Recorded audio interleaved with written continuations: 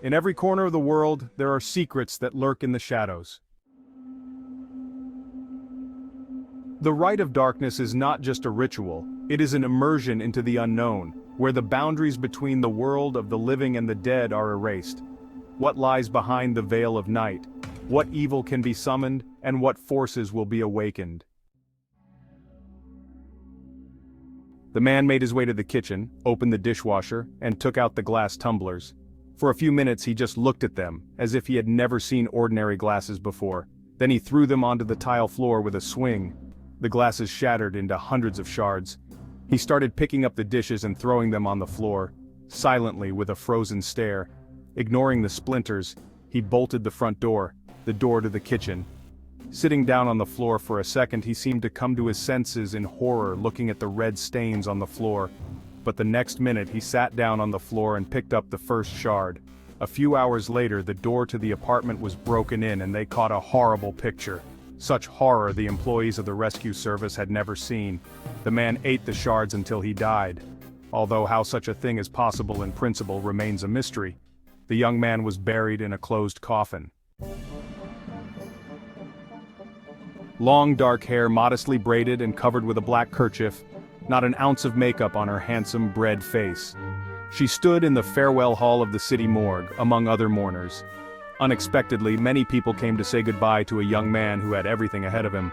Lachi watched the people from half-lowered eyelashes, trying not to draw attention to herself. She had known the deceased for several years. He had once sought her help, and afterward they had become friends. Lachi was a Shovihani, a gypsy witch. Her grandmother was also a Shovihani, who taught and passed on her knowledge. Sergei, that was the name of the deceased, was a man with a kind heart, but could also be tough. Successful, handsome, cheerful, that's how his relatives characterized him. And Lachi would add, brave, and now he's gone. Such a gruesome death is not to be regretted by anyone. Only the gypsy wondered why he had done it. She felt that black magic was involved, a very strong, ancient one. Standing by the coffin, she promised to get to the bottom of his death, and others would be the ones to punish him. After the funeral, Lachi took a long shower, trying to wash away the smell of death and grief. But mentally she kept coming back to Seryozha's death. There was something about it that didn't feel right. Having brewed herself some coffee, she settled down at the table, leafing through her social media feed. A small article about strange deaths in the region caught her eye. The author of the article was reflecting on a string of gruesome suicides and murders in the region over the past 3 months. And there was a pattern. 6 of the dead were related to each other in one way or another. Lachi became interested in the story and started looking for information. She needed the help of old friends. She explained exactly what information she needed, and as soon as possible. "You know my premonitions are never wrong. People could still die." Lachi spoke with confidence. "I'm waiting." Late last night, a letter arrived in the mail with many attachments, followed by a phone call. "I did what you asked. Also, it's like the girl's been cursed. There's death all around her. Be careful." And that's when her assistant hung up. It took her almost 2 hours of time to put together a coherent picture. These people had not just died, but had accepted a terrible martyr-like death, just like Sergei.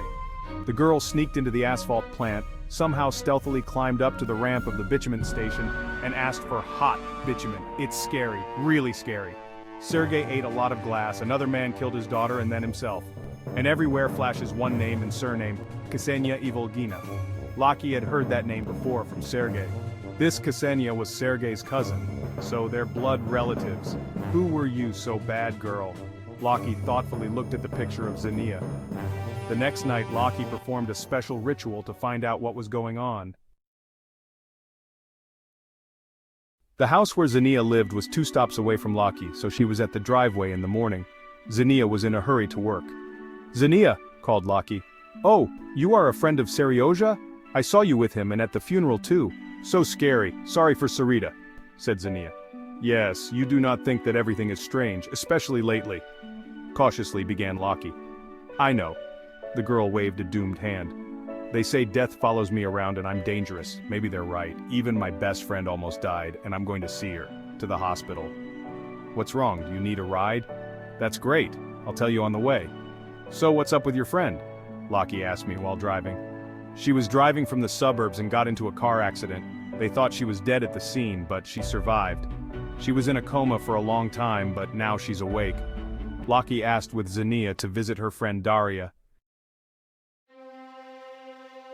In the ward was quiet, obviously relatives left not so long ago. In vases stood bouquets and fruit on the bedside table.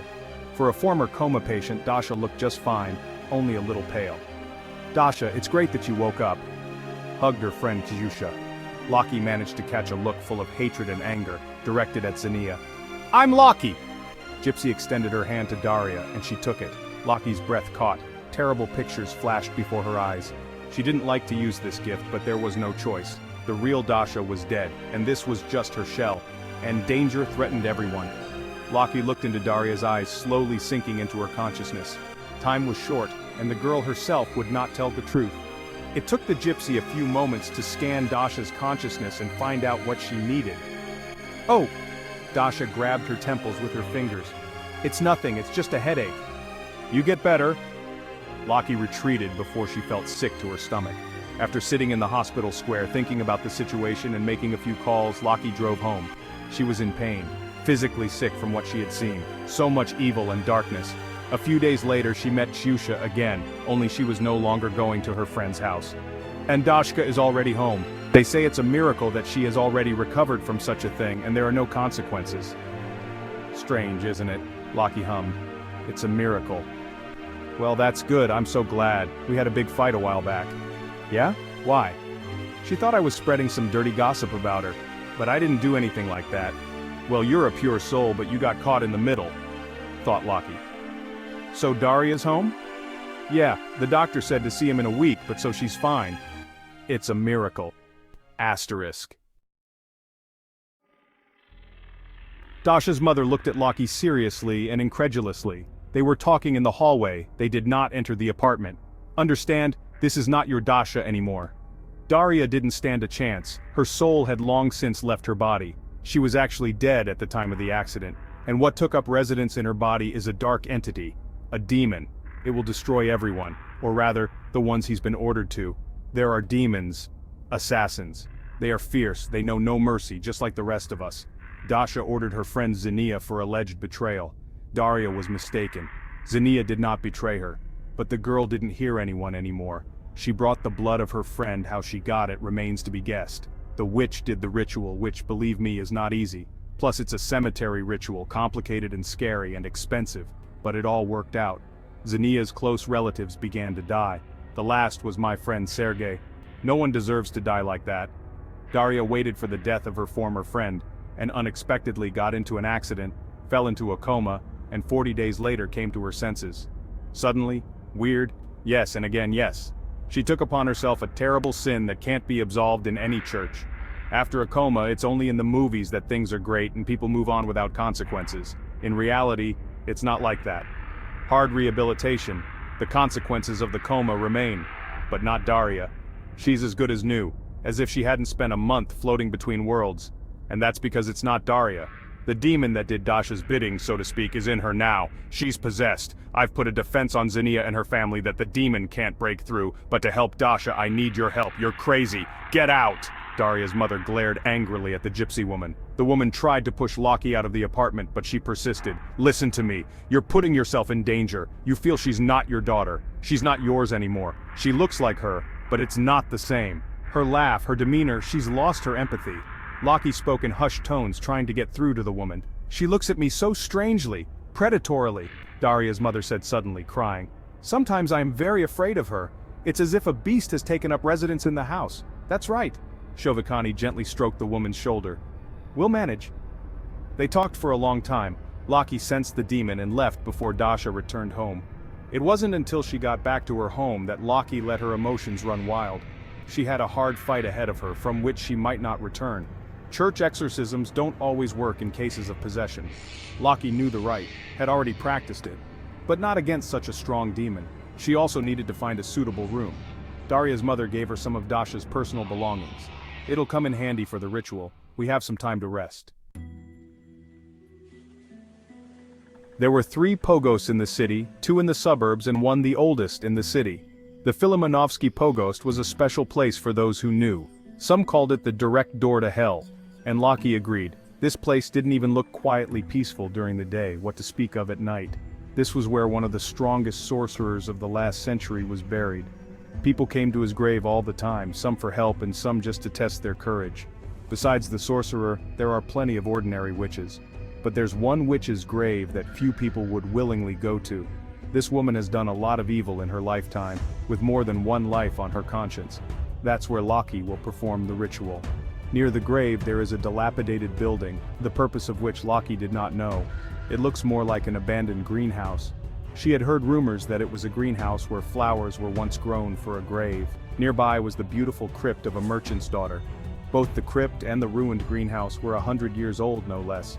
This part of the cemetery was considered cursed and the most dangerous.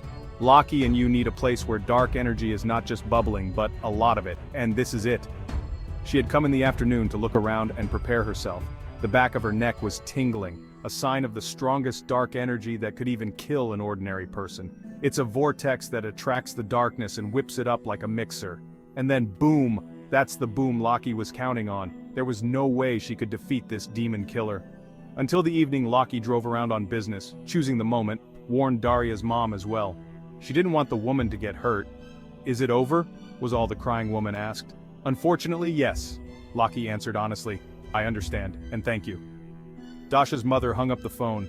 Shovihani drove at dusk to the cemetery, knowing that she might not see the dawn again. A familiar silence greeted Lachi. She asked the mistress of the pogost for permission to work, asking for help and protection. The answer was the wind, and a low whisper that the gypsy could barely distinguish. She received approval. As she prepared for the ritual, Lachi looked around every now and then. It seemed to her that she was being watched, and not by graveyard entities or ghosts. She didn't want to be caught off guard before she prepared. Salt, a knife, fresh black bull's blood, and something else Lachi pulled out of her backpack. In the dim light of the kerosene lamp, shadows jumped and skittered across the walls and broken glass of the greenhouse. She wrote the words of an ancient incantation in charcoal on the stone slab that must have once served as a table. "It's done." "Bravo!" Dasha's cheerful voice sounded behind her. She clapped her hands and laughed, only her eyes expressed no emotion. The eyes of a dead man. "I'm here. You know everything, maybe willingly? Don't be ridiculous. You witch, have to die. Yeah, right now." Daria, angry at the impudent gypsy, stepped over the threshold of the greenhouse. At the same moment there was a rumbling sound coming from underground. The ground beneath her feet shook perceptibly, and blue flashes of fire appeared next to Lachi, forming a defense. The gypsy whispered the words of the incantation, relying on her own strength and the mistress's help. Behind her back, the words of the spell she had written glowed scarlet. Daria looked around restlessly, but she couldn't make a move. "What have you done, bitch?" yelled Dasha in a frenzy. "Answer me! Go away yourself! Leave the body to the unfortunate!" Daria laughed again and automatically took another step. At the same moment, the ground shook well, the energy was condensing. The dark energy gave Lachi a terrible headache and heartache. Her whole body felt like needles, and her hands felt almost nothing, as if she had stuck them in ice. The rumbling grew, as did Daria's anxiety. They both felt the change. Time stopped, a vacuum forming around them. It seemed to Lachi that her heart wasn't beating either, stopped, as did the rest of the world. This state lasted for a few moments and an explosion followed. What Lachi had been longing for had happened. A blast of dark energy. The shockwave threw the gypsy to the side, knocking her unconscious. The same wave threw Daria to the other side. She fell to the ground, and at the same moment a dark clot came out of her body and seeped into the crack created by the explosion. Daria lay on her back with her eyes open, staring into eternity. Lachi tried to get up, but her legs wouldn't obey. It was a long half hour before she could get up and walk over to Daria. Now it's all right, the dead are where they belong. Daria was buried across the row from Sergei. Lachi looked sadly at Daria's mother. She felt genuinely sorry for the woman, which was more than she could say for Daria. The girl had brought a lot of grief to those around her because of her own ridiculous ambitions and emotions. Leaving the cemetery, the Shovihani felt a burning evil stare in her back. This battle will never end.